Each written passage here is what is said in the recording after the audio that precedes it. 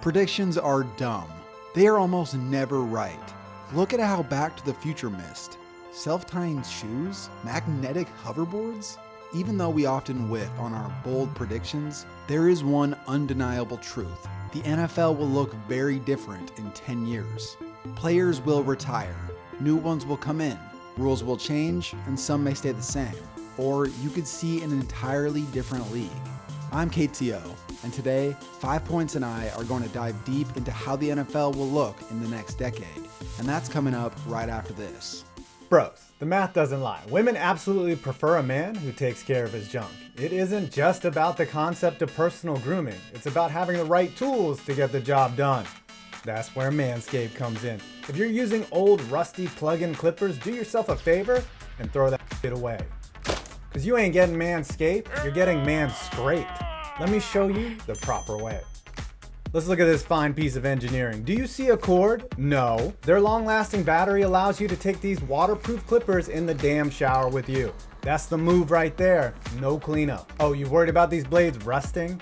Guess what, Nancy boy? They are made out of ceramic and they don't rust. And when they eventually get dull, replacing them is damn easy. You can even get replacement blades shipped to you automatically with Manscaped subscription options, where you can not only get all your blades replaced, but all your products like crop cleanser body soap, which is my favorite, sent right to your house without you getting up, lazy ass. So after this video, it's time to whack those weeds down and flex on yourself hard. Go to the link below, use my code 5points and get 20% off and free shipping. Oh, did I mention the Perfect Package 2.0 comes with all this other kick-ass stuff? Again, use the code 5points and we'll throw in the Shed travel bag and ship it to you for free. Come on, it's time to live on the top flight of dick clippers. Manscaped.com.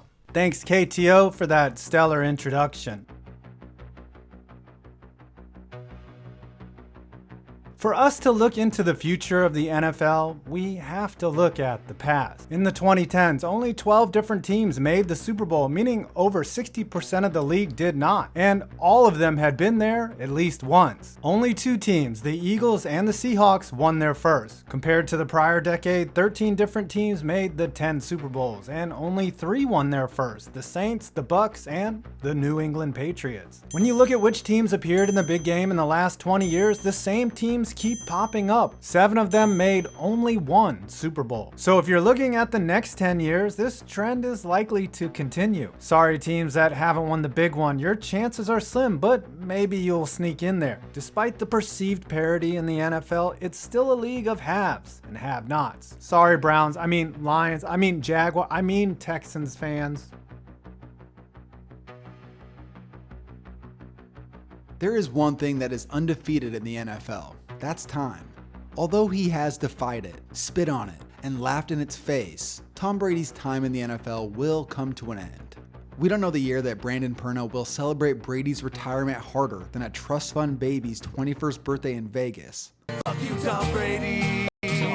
But we do know for sure, in 10 years, Tom Brady will not be playing in the NFL. Brady is 42 and in his 20th season.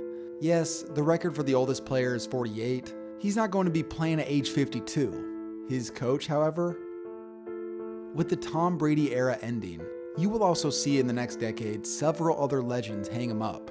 Adam Vinatieri, Drew Brees, Jason Witten, again, Larry Fitzgerald, Frank Gore, the entire 2004 QB draft class of Big Ben, Eli Manning, and Phillip Rivers, and ageless wonders like Matt Bryant, Andy Lee, Terrell Suggs, and Eric Weddle. And as shocking as this may seem, Aaron Rodgers probably won't make it into the 2030s.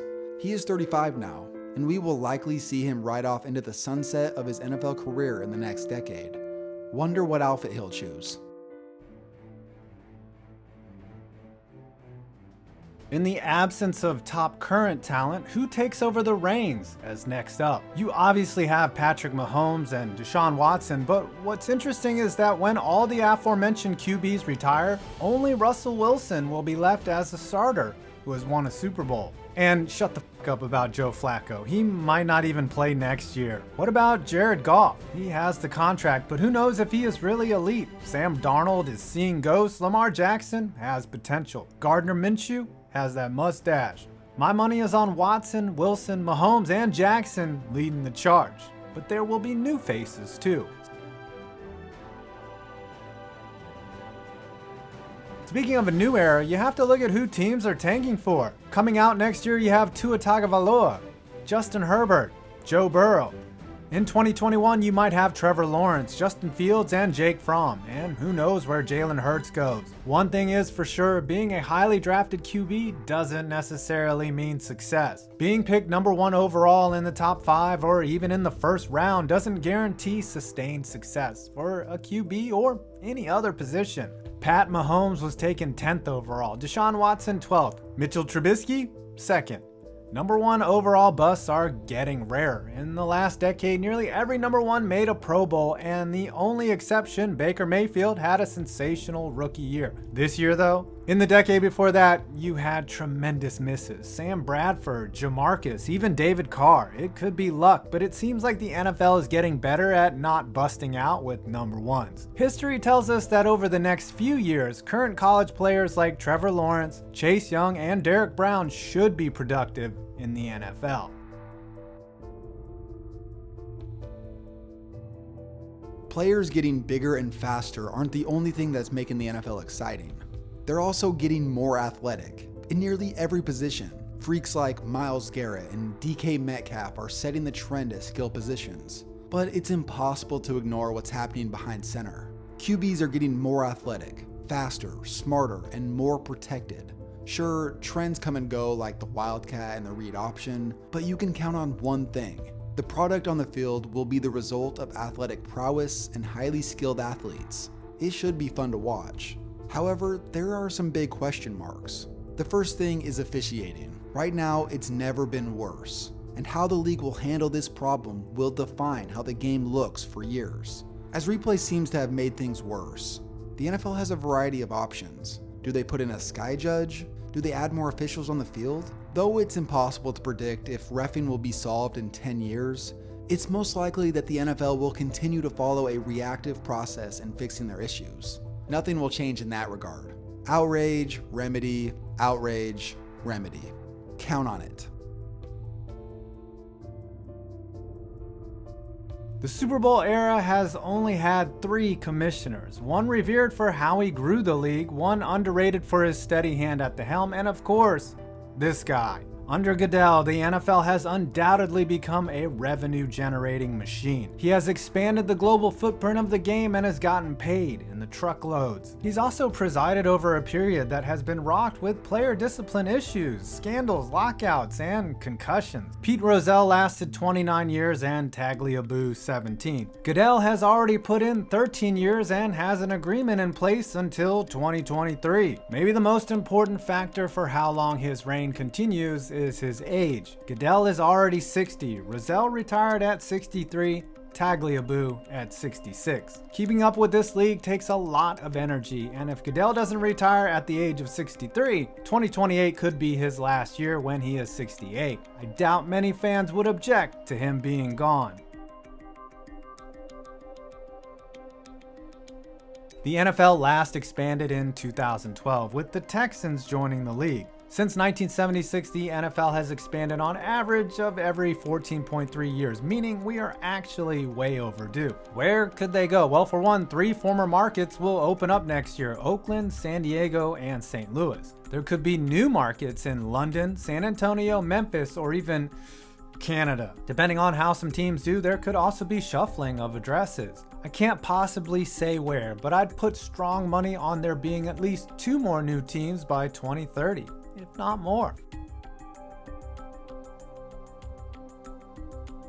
The one thing we can all count on is the continued improvement of the experience inside and outside of the stadium. First, let's talk about the awesome new venues that have been confirmed. Las Vegas is building a palace in the desert with views of the Strip and natural turf. SoFi Stadium in LA will have a translucent roof and be 100% engineered for a fantastic football experience. The Bills and the Redskins are already in discussions for new digs, but it's unlikely some of the oldest fields get replaced. However, by 2030, you will see new plans for Jacksonville, Charlotte, Nashville, and Baltimore, as all of their stadiums will be 30 plus years old. One thing we can look forward to is the likelihood that DirecTV will no longer be the exclusive partner for NFL games, as their agreement is set to expire in 2022. Earlier this year, the NFL said they may have a streaming partner lined up. However, that is still yet to happen. So for now, you either have to waste your money on a dish that you don't need or watch it for free. Something we never think about is how the rules of the game affect how the equipment and uniforms look.